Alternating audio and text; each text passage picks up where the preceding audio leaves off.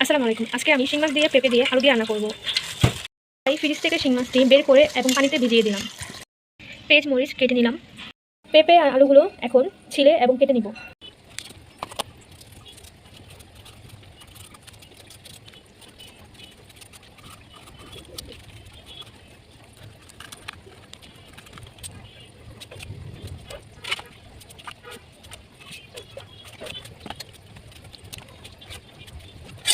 পেঁপে এভাবে কেটে নিব।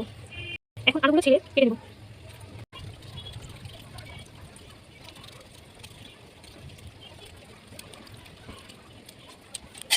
আলু ছিলা হয়ে গেছে, এখন এগুলো কেটে নিব।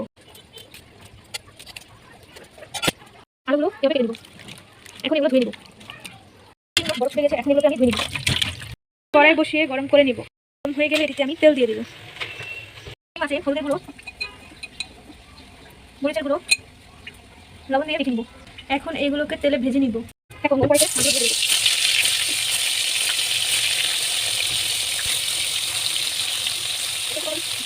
এখন উল্টে আগে ভেজে নিব। হয়ে গেছে, এখন এগুলো উঠিয়ে নিব। আলু আগে দিয়ে ভাজা দিব।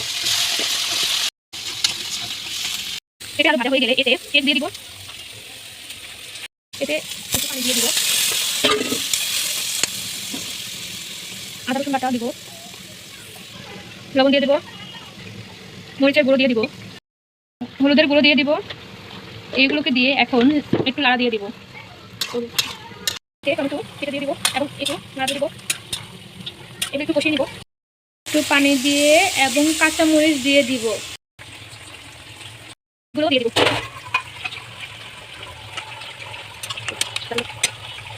শিং মাছ নামানোর আগে এটিতে ধনিয়া পাতা দিয়ে একটু নেড়ে দিব। এখন এটিকে নামিয়ে নেব।